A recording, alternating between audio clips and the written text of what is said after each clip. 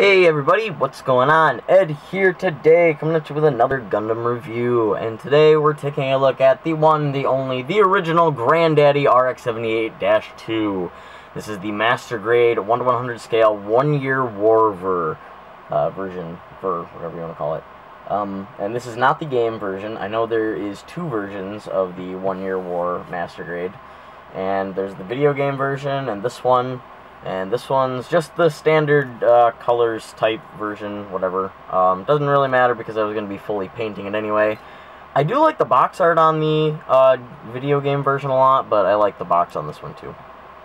So yeah, again, this kit was supplied to me by Mokana Man, my buddy Alan from the land down under, so a big thank you to him for that.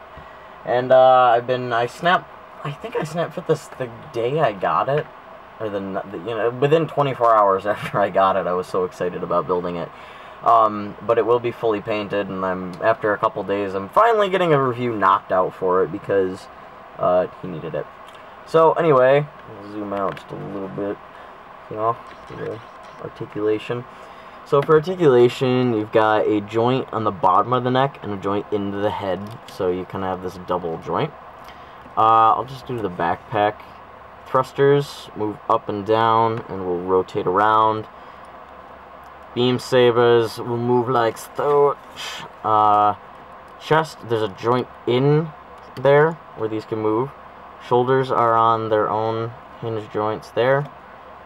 Arms will rotate here and also move on the inside there. 360.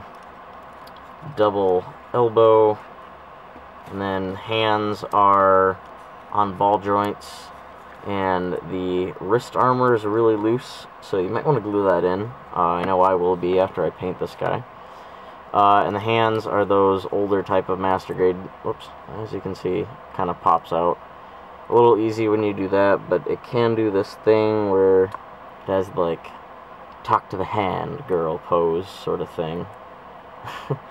Yeah, this is a pet peeve of mine about a lot of models, that the little wrist thing falls out, but it's no big deal. A little bit of glue will fix it. Ball jointed thumb, ball jointed trigger finger. It's the 3-finger trigger finger split, which those can be cut with a hobby knife, which I will probably be doing to make it a little bit nicer. Cockpit area will open up to reveal what should be a core fighter, but it's just part of the inner frame. It's just a little blue piece that they put in there. Ball joint here, and then there's another one in the middle here with the red, so you can kind of, bend forward and backwards sort of dramatically. You've got a little hinge joint here that plugs into the side, a ball jointed front skirts, a ball joint back skirts. Let's see, ball joints here, and a cool thing with the crotch area is that it has this ability. So it says, namely on the box, it's to do the whole pose on the box where it's coming down like with the beam saber. You can hinge the legs forward like that. You can see there some moving in the crotch area. You can hinge those forward so he can have a bigger range of articulation. So we have a double jointed knee. Some of the vents on the back panels of the legs and thighs will open. Get them open. Very cool. Just a very cool little added detail they have thrown in the kit. Let's see, wrist guards are on a ball joint and hinge joint. Toes bend down, feet are on a ball there. As you can see, part of the inner frame. There's some piston love in there. So yeah. Very neat. Very, very cool. Very nice articulated model. Also, if you can tell, the color is a bit of a faded color of white. It's that, excuse me, sort of a greenish white. Well, here's a regular RX-78, and you can't really see it too well, but this is a pure white, while this is the greenish white. It's one of those things where if you're holding it in your hand, you can really tell the difference, but normally you can't. And I really like it. I think it's a really cool touch. Oh yeah, another thing I forgot to mention is the vents in the chest can move. which is a neat little thing they added. Let's look at some accessories.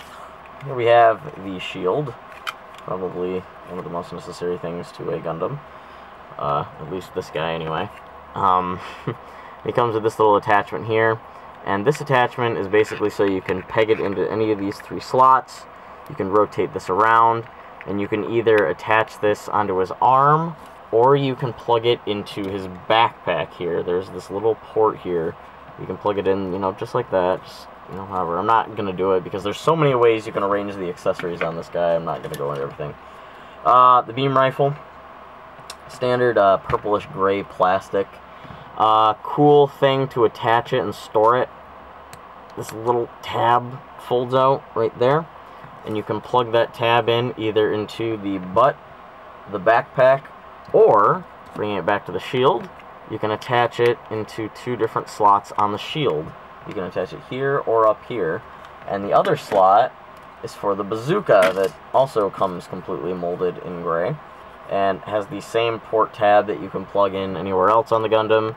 So again, you can put this on the backpack, you can put it on the butt where it really belongs, or you can attach it to the shield and have it stored with the beam rifle, like in some weird giant conglomerative mess, if that's even a word. Next up is the Gundam Hammer, which is a really cool weapon. Comes with the typical handle and the ball. I believe this is the mold from the Rx-78-2 Master Grade 1.5 version, but I'm not 100% sure. But that'll just go into his hand and he can whip it around. There's no storage or anything for it. It's there. 2, I can get them, very nicely curved pink beam sabers that obviously just plug into the, you know, beam sabers, and you pull them out, plug into them.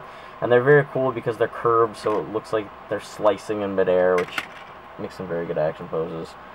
And last bit of plastic, but not least, we have the tiny Fetty pilot, which I'm assuming is Amuro. And also, while I'm zoomed in, comes with some stickers and some different types of decals. First we have the foil stickers for the eyes and cameras. Next we have the rub transfer decals. And third we have the sticker sheet. And that's about it. That's all that comes with the kit. So back to my little rating scale. I would give this kit a 10 out of 10. It's a fantastic Rx-78-2. It's a fan favorite. Gundam, it's a fan favorite of mine, model-wise, and it's a fan favorite of a lot of people's in the community. Henry apparently owned 4 at one time, and a lot of people just want multiple copies of it to make different customs and to paint it different ways, and I believe that's a very good reason.